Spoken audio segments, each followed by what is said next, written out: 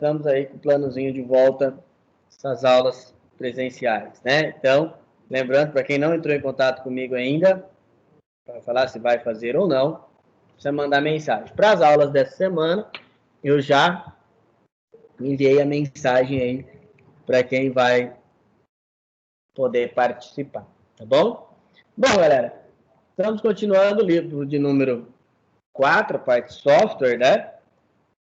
Nós vamos começar a falar desse livro da parte de instalação do sistema.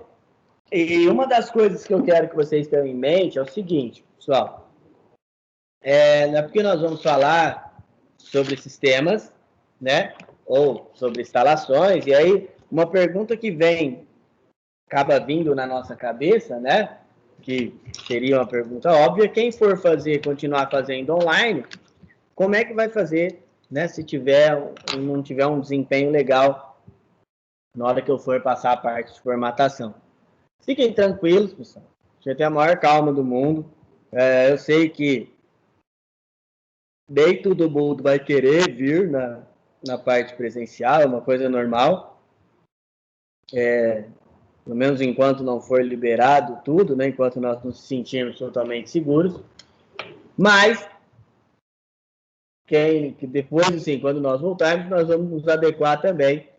Até porque, nesse primeiro momento, a gente deve 1 hora de aula para vocês, né? Então, depois, nós vamos nos adequar para que vocês possam assistir essa outra 1 hora, tá? Então, fiquem tranquilos, fiquem calmos, que vocês não vão perder nada, tá bom?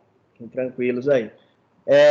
Bom, outra coisa, uma das coisas que vocês vão notar no decorrer do tempo, é que às vezes a gente acaba repetindo algumas coisas, né, que vai passando para vocês. Isso é para que vocês tenham um entendimento melhor do que nós estamos passando, né? A distância, quando eu estou na sala, eu já procuro passar bastante coisa, né? Procuro repetir, principalmente quando eu percebo que a sala não está tendo um bom entendimento. Imagina agora que nós estamos longe, né? Acaba sendo quase obrigatório repetir algumas coisas, né? Para que nós possamos, né, ter aí um possível entendimento melhor do que nós vamos aprender, tá? Então, por isso que às vezes nós acabamos por repetir aí algumas coisas que nós vamos fazer, tá? Pode falar, Luciano. Professor, você vai abordar o mesmo assunto que você está abordando no dia de hoje ou você vai começar do zero nas aulas presenciais? Não, do zero. No primeiro livro? Isso. Na verdade, do livro de número 3. Certo. Tá? Mas são coisas que nós não passamos, tá? Fiquem tranquilos. Não é coisa, vocês não vão vir para ter aula repetida, não. Não, sim, mesmo que for repetida, eu quero saber assim, se vai ser totalmente prático, se a gente vai Sim, teórica. Sim, não vai ter teoria, não. Algumas coisinhas só, talvez eu passe, mas não igual aqui, que é a grande parte, né? 80% prática? Exatamente. Bem mais do que nós temos aqui. Tá certo. Então, tá bom? O senhor quer que eu pegue as placas que tem aqui pro senhor? Você que sabe, se puder trazer, legal, a gente tem mais coisas para trabalhar. Tá bom, então. Tá bom? Então, vamos lá, pessoal. Então, continuando aí, né?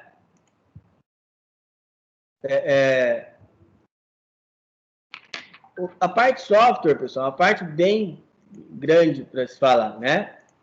Então,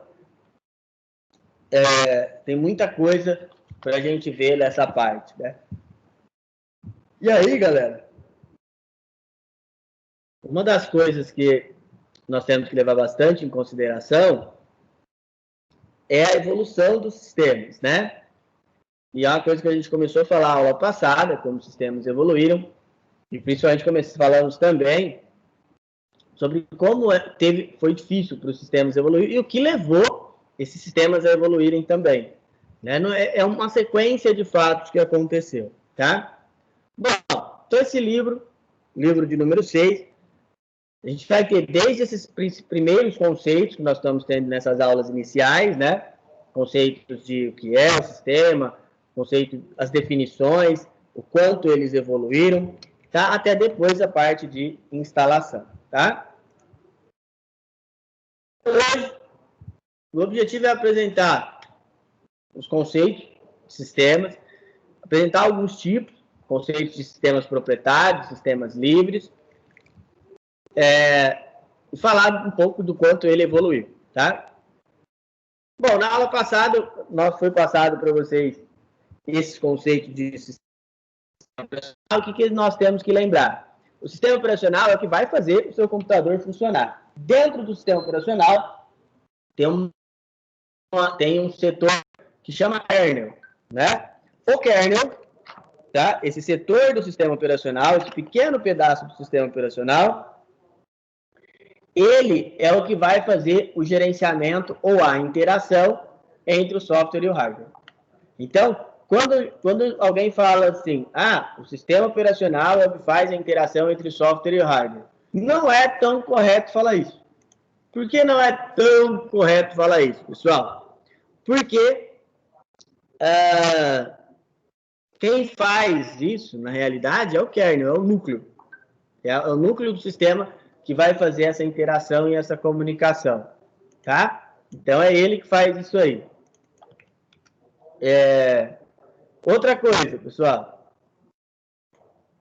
o kernel, ele tem algumas outras ações que ele faz. Por quê? Por exemplo, o kernel do Windows, pouca gente conhece, né? O kernel do Windows, o núcleo do sistema Windows, pouca gente conhece. Por que pouca gente conhece? Porque o kernel do Windows é um sistema proprietário.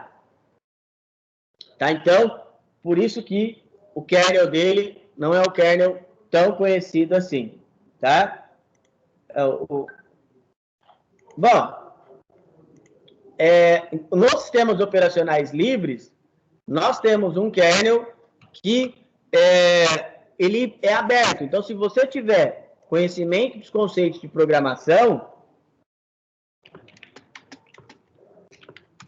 aí você vai poder fazer alterações nesse seu kernel. Então, você pode chegar, abrir o núcleo e poder mexer nele. Tá? Bom, galera, como é que é composto um sistema operacional, então, né? Como é que a gente vai conhecer esses sistemas? Eles podem ser sistemas proprietários, como, por exemplo, Windows ou iOS, né? Esses dois primeiros ali. Primeiro tem a bandeirinha do Windows, segundo a bandeirinha da Apple, e o sistema livre, como a gente tem o pinguinzinho ali, que é o sistema Linux. Hoje nós temos também os sistemas que são os sistemas mobile, né? Por exemplo, o Android, o próprio OS tem sua parte mobile, a Microsoft tinha o Windows Phone. Então, ainda temos esse tipo de sistema aí também para levar em consideração, tá? Mas o que é o Windows, né? O Windows, pessoal, é um sistema operacional Microsoft, é um sistema operacional proprietário. Então, a Microsoft é dona do Windows, ela produz o Windows, tá? Nós estamos aí na 9ª versão desse sistema, apesar de ele chamar Windows 10, né? Agora, nós estamos tendo notícias que a Microsoft ela já lançou o beta do sistema operacional novo dela, do Windows, vai ter uma versão nova do Windows, então estava programado para sair agora, nesse começo de ano, mas aí, devido à pandemia, ela deu uma parada no projeto, mas em inglês já tem, né? Algumas pessoas, eu até consegui ali baixar, ele vai chamar, por enquanto, ele está com o nome de Windows 21, né? E, na verdade, todo mundo tem falado que ele não é um sistema operacional, né? Ele pega a aparência, né? Ele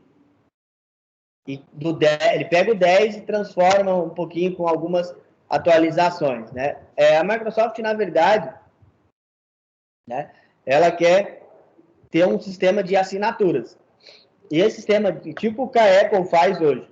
Tá? Então, hoje, por exemplo, a Apple, você não desculpa, a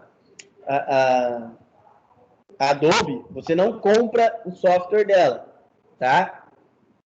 A Adobe, você só vai conseguir alugar. Então, por exemplo, você vai usar o Photoshop, né? O Photoshop, o Photoshop,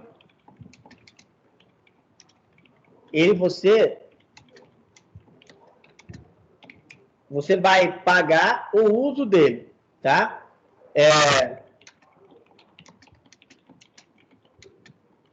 Você vai pagar por uma mensalidade de uso. E a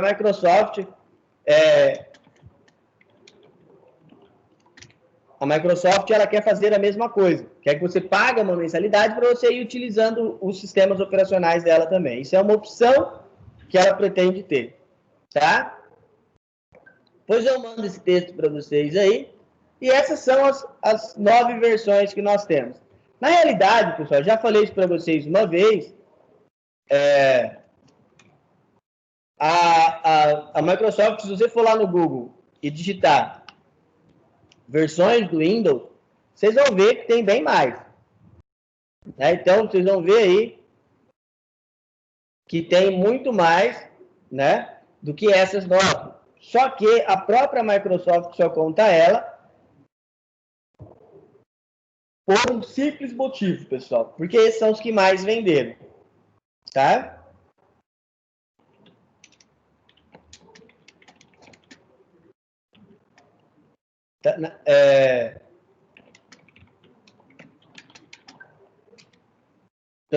Esses são os que foram realmente a venda. Muitos outros foram só upgrades, por exemplo, o XP. O XP ele tem o Service Pack 1, 2 e 3. Então são só atualizações. O 8 e o 8.1, ela conta como um só também. Apesar de que algumas pessoas falam que o 8.1 era o 9 e assim por diante, né? Então, esse pack de atualizações que tem, a Microsoft nem conta. E teve uns anteriores.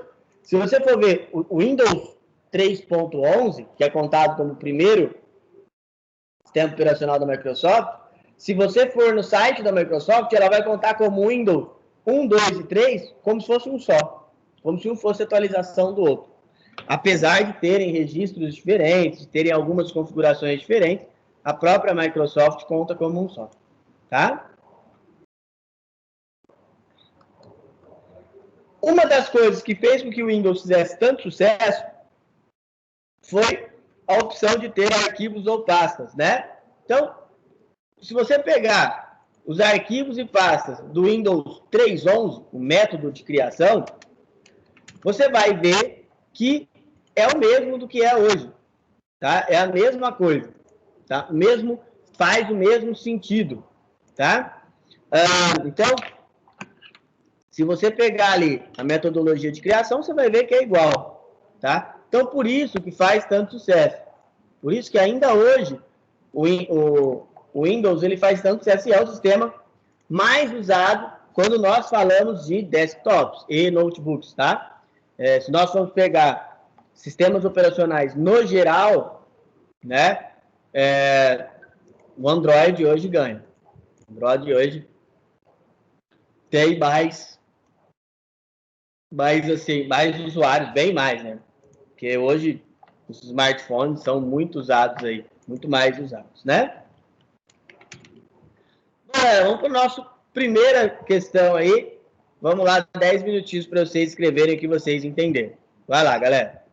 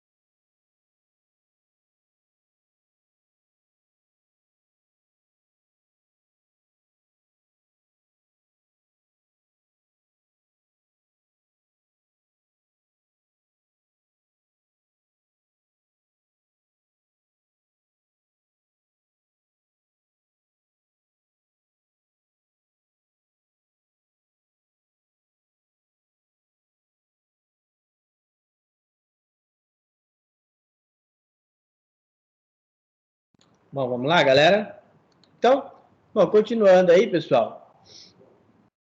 Então, para sistemas operacionais de computadores, nós temos, além dos sistemas proprietários, sistemas livres, né?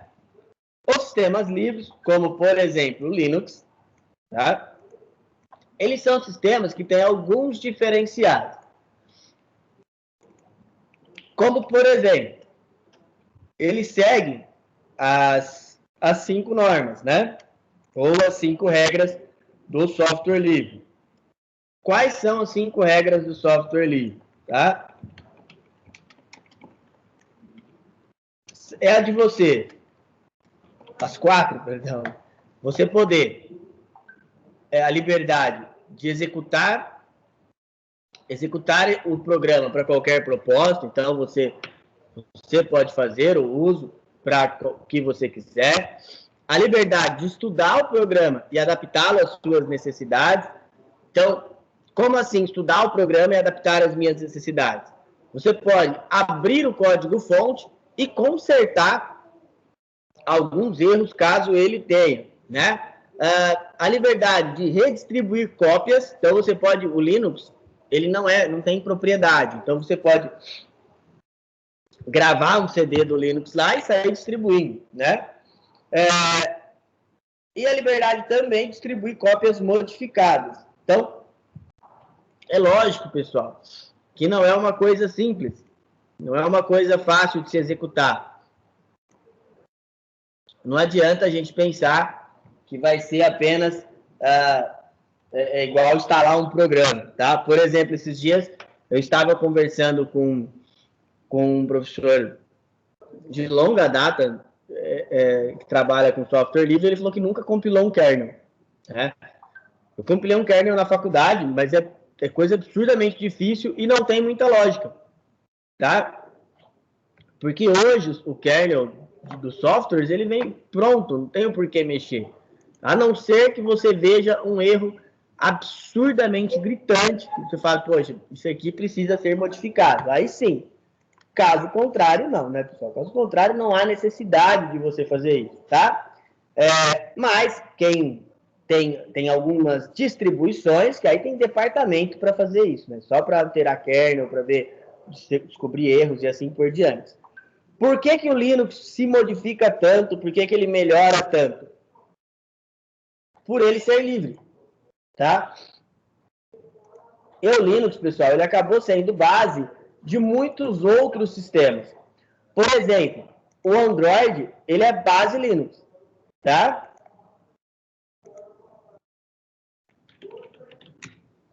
A base dele é o Linux, tá? Por isso que, às vezes, você vai ver o mesmo Android, né? E, às vezes, com interface diferente.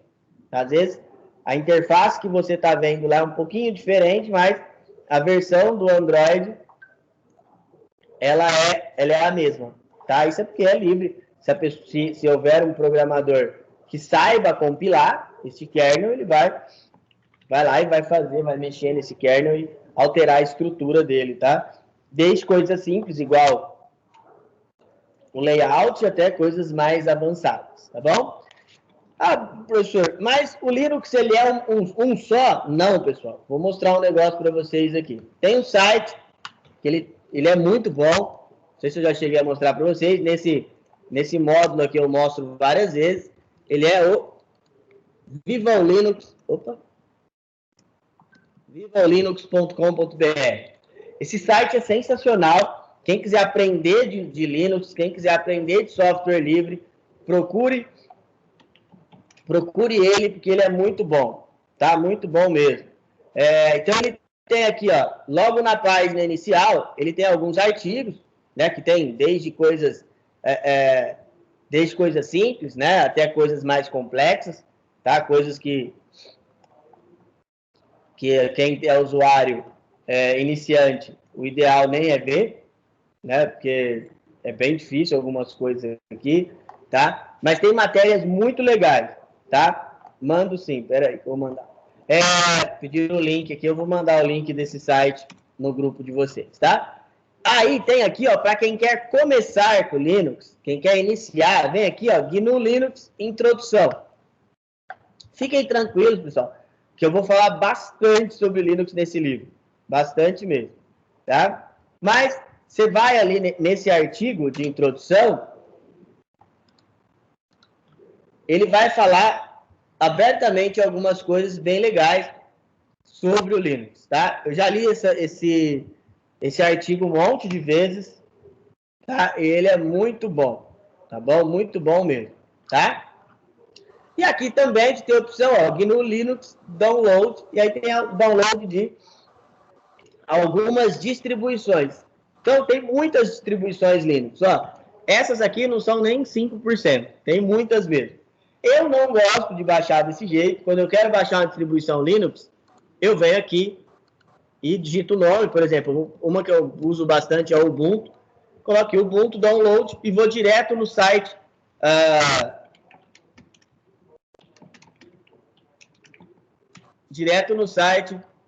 da Canonical, tá? Tem um também que está sendo muito usado agora, é o Mint. Tá? O Mint está sendo muito usado. Tem até, eu vou mandar uma outra matéria também, que está falando um pouco sobre a distribuição nova do Mint. Eu dei uma usada nela aqui para experimentar. Essa versão nova aqui, mas não é essa KDE aqui. Deixa eu colocar todas as versões. Não é a Ulisses. Essa é a Tina. Essa é a melhor. Tá? Ela é bem legal. Oi, pode falar. O Linux tem diversas versões? Muitas. Na verdade, a gente não pode falar versão, tá?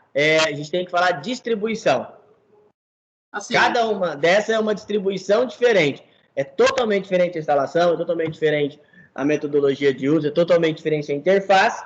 A única coisa igual é o kernel. O núcleo é o mesmo. Tá? Sim, ele diferencia nas características gráficas, sim. Gráficas, isso? Sim, gráficas, sim. Até porque o terminal é igual para todos os Linux. Mas a ideia é a mesma, né? Sim, a parte gráfica diferencia um pouco. Tá? Mas e a utilização? Modifica também? Não. Um é específico para uma coisa, outra é específico para outra? Sim, isso sim. Isso sim. O Luciano falou uma coisa interessante. E o uso, né? Por exemplo, tem distribuições Linux que são mais para programadores, tá? Por exemplo, o Fedora, né? O Fedora é uma distribuição que ela é muito difícil de ser usado, mas para quem é programador, ela é uma mão na roda. Por quê? Porque ela já vem com várias ferramentas para a programação. Por exemplo, o Mint e o Ubuntu, eles são versões mais desktop, mais para uso residencial. Ele não tem tanto poder de programação, mas o Mint, por exemplo, é muito rápido. Tá? Tem, por exemplo, versões para web. Tem uma versão que é o Mageia, ele é muito bom para quem gosta de PHP, por exemplo. Quem programa em PHP, ele é muito bom. E assim vai. Se você está iniciando no Linux, tem 3 que eu indico. O Ubuntu, se você tem um computador um pouco melhor, porque o Ubuntu é bem pesado. O Mint é um intermediário, ele é bem rápido. Agora, você tem um computador levinho e quer começar a usar o Linux, tem um que chama Linux Lite. Isso aqui, ó. Ele tem a versão 5 dele, ela não é, graficamente, não é tão simples, né? Tem umas versões que são bem simples graficamente. E as versões que você está falando aí, elas se definem por ser velha, antiga ou nova? Não. Todas elas atualizam todo ano. Mas não muda o nome. Não. Só muda o nome. Geralmente eles colocam números. Por exemplo, a Lite está na 5.2. O Ubuntu, ele vai por ano, ó. O Ubuntu, a última versão é a 20.04. Na verdade, já tem a 21 da Ubuntu, que não está aqui na capa, ela não é LTS ainda. Depois vai ter aula só sobre Linux, tá, gente? LTS quer dizer Long Term Support. Então, quer dizer que é um suporte longo. Quando você tem um suporte longo, eles são 5 anos de atualizações. A versão 2021 do Ubuntu, que é a 21.02, ela ainda não tem LTS. Então, quando sair a LTS, aí eles colocam aqui em primeiro lugar, tá? E o que você como usuário, você não como professor, mas como usuário, É um sistema interessante você usar ele? É ótimo, sensacional. Se eu pudesse, eu só usava o Linux. E o que dificulta o uso dele hoje? Por exemplo, o meu problema, aqui na escola eu tenho que usar o Windows. Por quê? Porque, por exemplo, eu dou aula para o curso de informática e o pacote Adobe não tem para o Linux. Tem algumas coisas que eu preciso fazer aqui que eu não tenho, é a mesma versão para o Linux. Então, por isso, tem alguns programas que eles não vão rodar, não funciona. Então, por isso. Vamos supor, alguns jogos, por exemplo, também, apesar de hoje o Linux rodar Steam, alguns jogos ele não roda. Com relação a drive também é bem problemático, né? Depende. Hoje em dia tem um banco de drivers muito grande. Até agora, é que eu não peguei nenhum computador muito específico assim.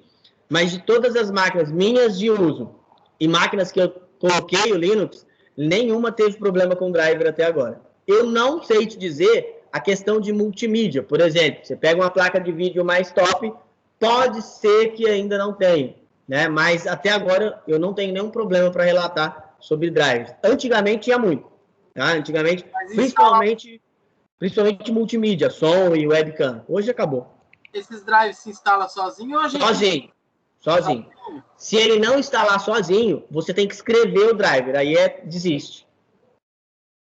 Quando ele já tem esse problema é porque já é difícil, né? Exatamente.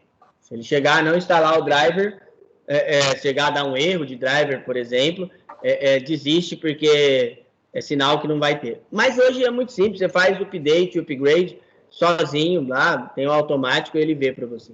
E essa gama que você falou de softwares que não funcionam no Windows é muito grande? Muito. Por exemplo, todos da Adobe, todos da Autodesk, é muita coisa. Corel também? Corel, Photoshop, Premiere, Illustrator, 3ds Max. Tem as versões. Geralmente, o que vai rodar no Linux é gratuito, né? Por exemplo, o Unity, o Blender, o GIMP, que são similares. Tem um editor de vídeo bom, que agora eu esqueci o nome. Tem um editor de vídeo para o Linux muito legal, mas ele não chega aos pés do Premiere, por exemplo, que é o editor que a gente dá aula aqui. Então é difícil migrar para o Linux. Legal. Tá bom? É uma bancada interessante de se pesquisar. Mas sim. eu preciso Nós vamos estudar algumas versões do Linux. Algumas eu vou passar para vocês. Tá certo. Por exemplo, o Ubuntu, o Mint, vou passar o Fedora também, mas o Fedora eu vou passar bem pouquinho, porque senão vocês vão assustar. Né? Bom, galera, eu nunca me interessei por Linux, porque eu nunca tive assim, uma orientação profissional para poder usar, mas diz que é um negócio bem interessante. Sim. Assim, o que vocês têm que fazer? Quando você precisar testar um sistema operacional, instala ele numa VirtualBox, numa VMware, e começa a testar ele numa máquina virtual. Aí você consegue ali, né, fazer com que usa sem prejudicar nada. Você depois terminou de usar, você vai, desinstala e acabou. Tá? Bom, galera, continuando, depois eu já vou mandar esse texto para vocês. Outro exemplo de sistema operacional também é o macOS. O macOS eu tinha uma máquina virtual dele, rodando o macOS. Eu perdi, eu não sei onde eu coloquei. Se eu conseguir achar ela, eu mostro para vocês, para quem nunca teve a oportunidade de ver o iOS funcionando. Ele é bem legal. O iOS ele tem a fama de não travar. E por que ele tem essa fama de não travar? Porque ele é feito para rodar naquela determinada máquina. Então, a Apple, quando ela vai fazer o sistema, ela tem o hardware ali já dela e ela customiza para aquele hardware. Então, por isso que, geralmente, o iOS não trava. Tá? Não é porque é sensacional, não. Também é um sistema legal. Mas não é só por isso. Tá? Bom, galera, vamos para o nosso segundo exercíciozinho. Eu acho que esse aqui, nós já estamos... Bom, dá tempo, sim. Tentem fazer bem rapidinho, se não der tempo de acabar agora, vocês podem me entregando aí. Mas vamos começar a tentar. Vai lá, pessoal.